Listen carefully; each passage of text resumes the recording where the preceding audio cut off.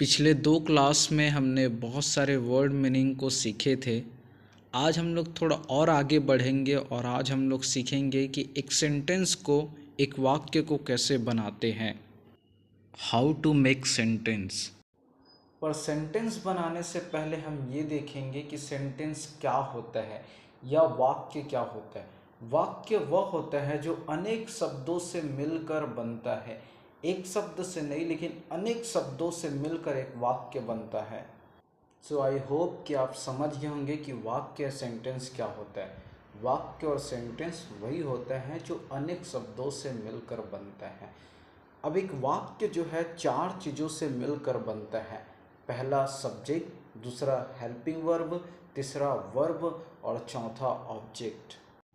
अब एक एक करके इन चारों चीज़ों को समझने की कोशिश करते हैं कि सब्जेक्ट क्या होता है, हेल्पिंग वर्ब क्या होता है, वर्ब क्या होता है और ऑब्जेक्ट क्या होता है।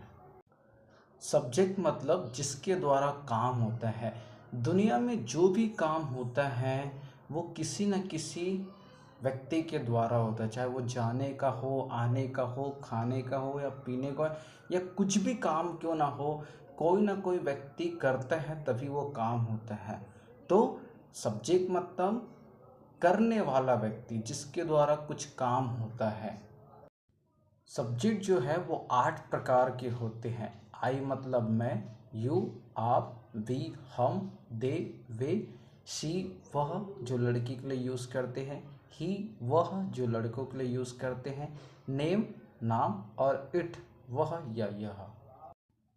दूसरा हेल्पिंग वर्ब। आज हेल्पिंग वर्ब में हम लोग जो सीखेंगे वो है कैन। कैन का हिंदी में मतलब होता है सकता हूँ, सकती हूँ और सकते हैं। तीसरा है वर्ब। वर्ब क्या होता है? जो भी काम हम करते हैं उसे वर्ब कहते हैं, जैसे कि जाने का, आने का, खाना पीना, सोना और जो भी। ऑब्जेक्ट मतलब कोई वस्तु या कोई पदार्थ, जैसे घर, गाड़ी, स्कूल, दरवाज़ा, पेन, कॉपी, खिड़की इत्यादि, इसे ही कहते हैं ऑब्जेक्ट। आई होप कि आप सभी इन चारों बातों को समझ गए होंगे। अब इसे आप एक फॉर्मूले के रूप में जमा सकते हैं। पहले subject plus helping verb plus verb plus object. मैं आशा करता हूँ कि यहाँ तक आप समझ गए होंगे सारी बातों को। अब एक हिंदी का एक वाक्य लेंगे और उसको इंग्लिश में बनाने की कोशिश करेंगे उस फॉर्मूले के बेस पर, जो फॉर्मूला है subject plus helping verb plus object.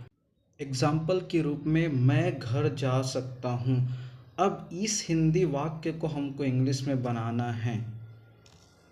अब इस हिंदी वाक्य को उस फॉर्मूले के बेस पर जमाएंगे। हमारा जो फॉर्मूला है वो है subject plus helping verb plus object. अब इस हिंदी वाक्य को देखिए और आप बताइए कि सब्जेक्ट कौन है, किसके द्वारा घर जाने का काम हो रहा है? मैं। हाँ, मैं के द्वारा जाने का काम हो रहा है, तो मैं जो है वो सब्जेक्ट है। अब दूसरा है फॉर्मूला में हेल्पिंग वर्ब। हिंदी वाक्य को देखिए और बताइए कि उसमें हेल्पिंग वर्ब कौन है।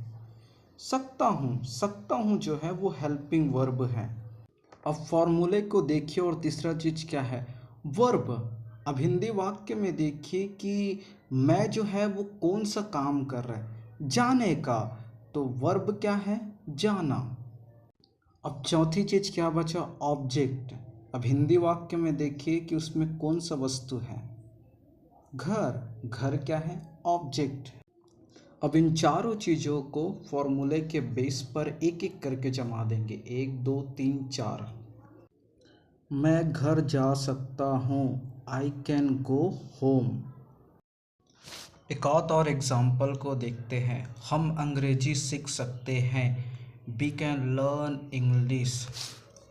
हम दौड़ सकते हैं। We can run. कई बार सेंटेंस में ऑब्जेक्ट नहीं दिया रहेगा। यदि नहीं दिया है तो उसको नहीं लिखना है। सो मैं आशा करता हूँ कि आज की क्लास आप सभी को समझ आई होगी। आगे भी इसी प्रकार बने रहिए। Thank you.